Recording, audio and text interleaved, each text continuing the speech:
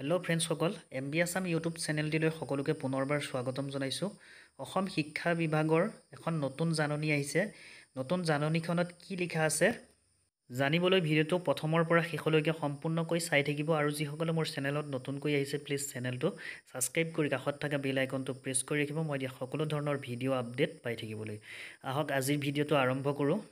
শিক্ষা বিভাগৰ এই নটিছখনত লিখা আছে বৰাক ভেলী আৰু অসমৰ কেইখনমান জিলাত বানপানী হোৱা কাৰণে প্ৰথম আৰু তৃতীয় ছেমিষ্টাৰৰ DLED পৰীক্ষাৰ হোৱা কথা আছিলে অহাকালিলৈ।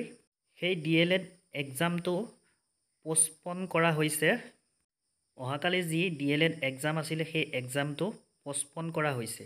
আকৌ অফিচিয়েলিভাৱে নতুনকৈ ডেট দিব অসমৰ শিক্ষা বিভাগে।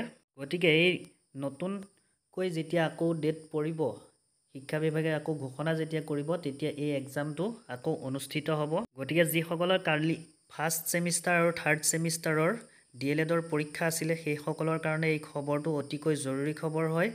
কালিলৈ যি এক্সাম হ'বলগীয়া আছিল সেই এক্সামটো পোষ্টপন কৰা হৈছে, বন্ধ কৰি দিয়া হৈছে। মানে অসমৰ বিভিন্ন জেগাত বৰাক ভেলীৰ লগতে বিভিন্ন জিলাত বানপানী সমস্যাৰ কাৰণে বানপানী হোৱাৰ কাৰণে এই এক্সামটো বন্ধ কৰি দিয়া হৈছে। আকৌ নতুনকৈ ডেট ঘোষণা কৰিব। নতুন ডেট ঘোষণা কৰাৰ পিছতে আকৌ এই এক্সামটো অনুষ্ঠিত হ'ব। গতিকে ফ্ৰেণ্ডসকল যিসকল শিক্ষা বিভাগৰ কেণ্ডিডেট আছিল DLEDৰ এক্সাম দিবলগীয়া সেইসকলে এই ভিডিঅ'টো সেইসকললৈ শ্বেয়াৰ কৰি দিব যিসকলে বেলেগ ভিউৱাৰ্ছেও চাইছে এই ভিডিঅ'টো।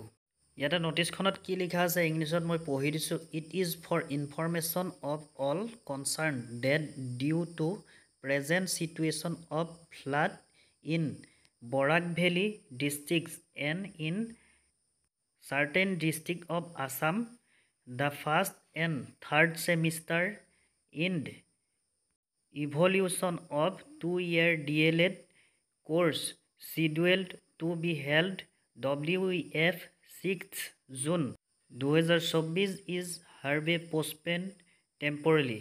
গতিকে সকলো কেণ্ডিডেটে গম পাইছে যে এই এক্সামটো কালিলৈ অহাকালিলৈ নহয়, পষ্টপন কৰি দিয়া হৈছে বানপানীৰ কাৰণে। আকৌ নতুনকৈ এই শিক্ষা বিভাগে এই ডেটটো ঘোষণা কৰিব, তাৰপিছতে এই এক্সামটো অনুষ্ঠিত হ'ব। ফ্ৰেণ্ডসকল আজিৰ ভিডিঅ'ত ইমানেই আছিলে। ভিডিঅ'টো চাই যদি ভাল লাগিলে প্লিজ লাইক কমেণ্ট শ্বেয়াৰ কৰিব আৰু মোৰ চেনেলত নতুন নতুন খবৰসমূহ পাই থাকিবলৈ অসম পুলিচ অসম টেট বিভিন্ন ধৰণৰ চাকৰি খবৰ পাই থাকিবলৈ চেনেলটো ছাবস্ক্ৰাইব কৰি ৰাখিব। ধন্যবাদ।